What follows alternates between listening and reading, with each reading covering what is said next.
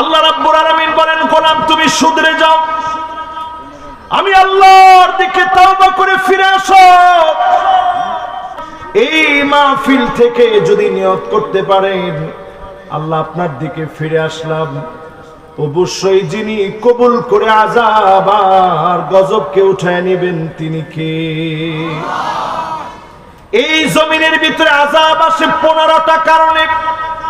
কয় কারণ?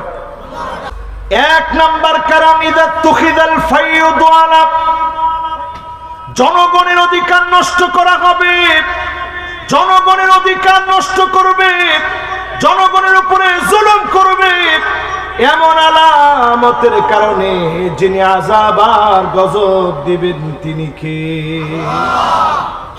সারা দুনিয়ার মধ্যে এগুলা চললেও আমাদের এই পবিত্র দেশ স্বাধীন ভূখণ্ড বাংলাদেশে জনগণের কোনো অধিকার নষ্ট করা হয় নাই। যে আসতে বলছেন আসলে কি এরকম হয়েছে আমাদের দেশে? খবরদার, জনগণের হক থেকে সাবধান হন। এই হক গুলো কাদের মধ্যে উঠায় দিবে?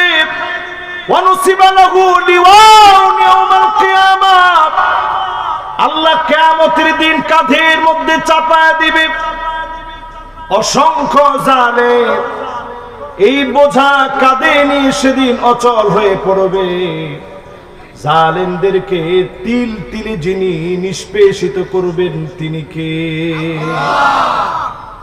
1 নাম্বার আযাব আসার কারণ, এখন পৃথিবীর মধ্যে এটা আছে না নাই? জালেম পৃথিবীতে এখন কম না বেশি? আমি শুধু বাংলাদেশের কথা বলছি না, মিশরের দিকে তাকায় দেখেন, প্রতিষ্ঠিত একজন হাফেজে কোরআন,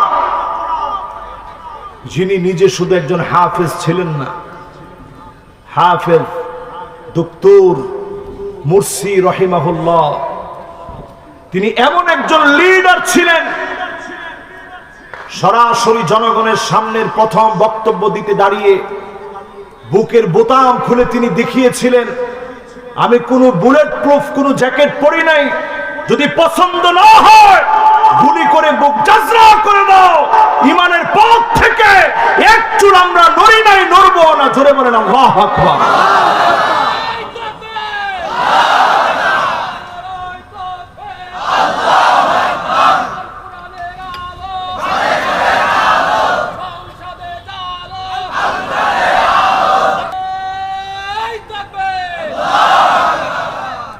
আপনারা মুরসির নাম শুনছেন? আমি আমার নিজের 2টা চোখ দিয়ে দেখছি। কি দেখছি জানেন? বিভিন্ন মসজিদে বিভিন্ন সময় গিয়ে তিনি হাজির হইতেন, বিভিন্ন ওয়াক্তে। ফজরের নামাজের সময় তিনি দাঁড়ায় বলতেন, মাতা তাস্তাইকিজুন কাইফা তানামুন, আল কুদস ইয়াবকি, বাইতুল মুকাদ্দাস কাঁদতেছে, ও মুসলমান তোমার ঘুমের সময় এখন নয়, জাগ্রত হয়ে বাইতুল মুকাদ্দাসের পক্ষে দাঁড়ায় যাও। বলেন আল্লাহু আকবার।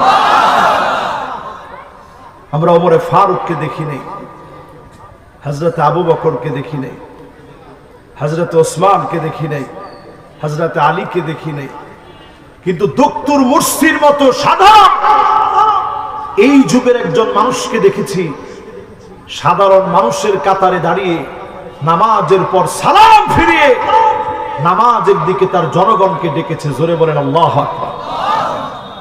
পশ্চিমা বিশ্বের কাছে এটা পছন্দ হয় নাই, জালেমরা তার বিরুদ্ধে দাঁড়িয়েছে, বেশি দিন ক্ষমতা টিকাতে পারে নাই, কিন্তু এই পৃথিবীকে প্রমাণ করে দিয়েছে জালেমের কাছে কখনো মাজলুমের মাথা নত হতে পারে না। মাজলুমের মাথা একমাত্র আল্লাহর সামনে নত হবে, জালেমের সামনে উদ্দিন থাকবে, জুলুমের পর জুলুম করবে, মাজলুমের মাথা তারা নত বানাতে পারবে না। ঠিক কিনা বল? তাহলে কয় নাম্বারটা বলছি ভাই? 1 নাম্বার। এটা কি আমাদের সমাজে মিলছে?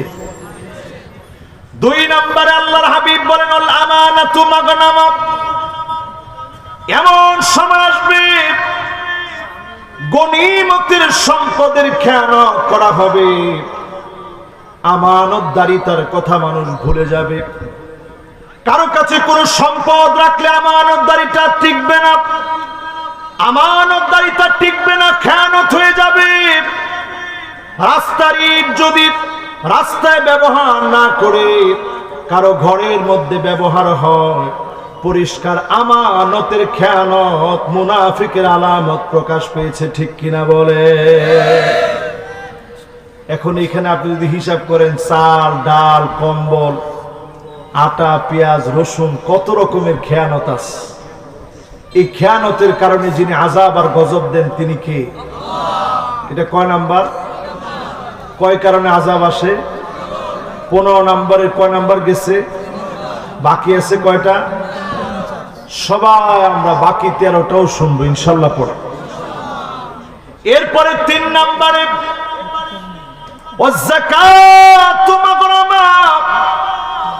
এমন সময় দুনিয়ার ভিতরে আযাব আসবে, যাকাত যখন মানুষের কাছে অভিশাপ বলে মনে হবে, যাকাত যখন মানুষ দিবে না, ওই সমাজকে যিনি আযাব আর গজব দিয়ে ধ্বংস করবেন তিনি কে?